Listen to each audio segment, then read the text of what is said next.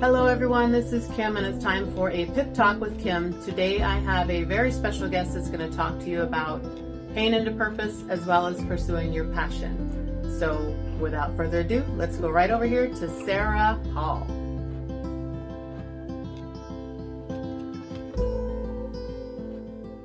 I just wanted to deal with purpose for now. That's right. Because it took some time for me to get out of the cloud that I was in and then start focusing on me again. Okay. Without feeling that I was being selfish.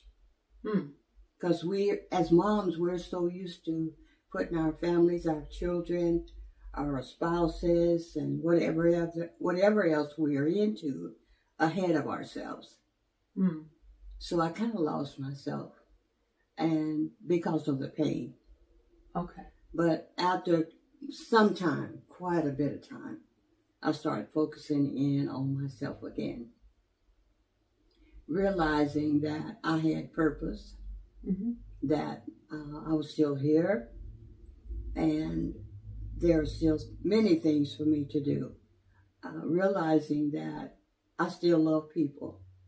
I still love serving and helping wherever I can. I still love that. So that was like, okay, so I don't have to give up. Many things, whatever I lost, doesn't overweigh what I can still do. Okay. And that's a big one right there. I think many times we get so stuck in the pain that that's all we see. That's where I was. But it took, like I said, it took some time. And now I know that, I really do know now, that there's still value, that I have value. When we're dealing with grief, when we're going through grief, it's moment by moment, you know. So reading this book, all these nice scriptures that here that tells us, do not let your heart be troubled. You believe in God, believe also in me.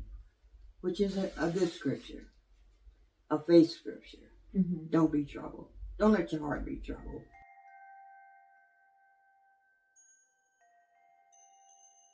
Don't give up. And the trials or whatever we're dealing with at the moment, it's not going to be forever. And don't get stuck in the pain. And that's easy to say, but it's a must.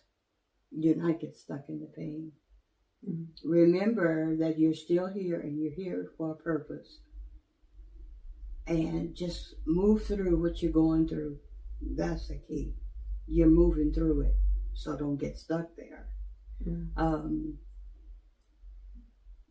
Well, my faith is in God, so right there is a stabilizer.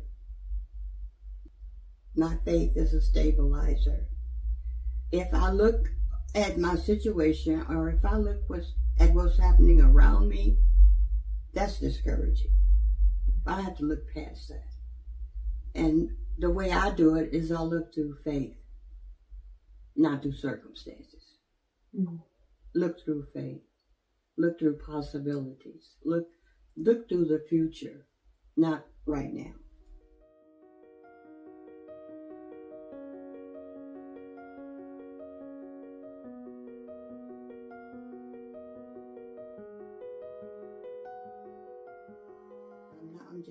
I'm hearing what they're saying, but there's another voice in my mind saying, you don't understand. You just don't understand. And I didn't speak, I just listened. But it bothered me. It kind of made me angry. That who are you to tell me my pain level and where I should be? Because you don't know where I am. Yeah. Oh yeah, I had many of conversations like people telling me that, well, by now you ought to be done with this. You ought to be through. You ought not be crying. You ought to do this. You ought to do that. And I just had to separate myself from that type of environment. Yeah. Yeah. Separate yourself from that environment. And what advice would you give to connect to? I would reach out. I'll do some of the things that, okay, like I had kind of shut down on things that I like to do. Go to the park. I'll go to the library. I'll walk. Go to the pond where the ducks are and feed the ducks. Do my gardening. All those things that really brought me pleasure. It was just me. I didn't have to have anybody with me. Just go and do what pleases you and calms your spirit down. Yeah, and giving yourself permission to do that. Absolutely. You're allowed to move forward. Take care of yourself. Yes. Which is at that time, you're so blocked in pain, you kind of put yourself on hold. At least I did, and I had to get past that. That's no good to get stuck there. Yeah. It's not healthy. So I'm not saying it's going to happen all of a sudden or overnight. It's a process. I had to work through it, and it took me some time. But I understood. This is what I understood. It was my faith. Well, God said He would not leave me or not. He wouldn't desert me. Even though I did kind of write a little bit about it and kind of complain to the Lord. I said, well, you never told me it was going to be this difficult. He didn't. But He did say, I'll be with you. Yeah. And that's something we can always hold on to. Yeah.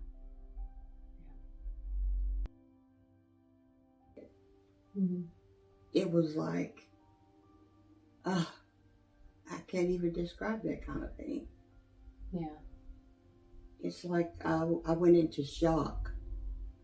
It was like I was walking.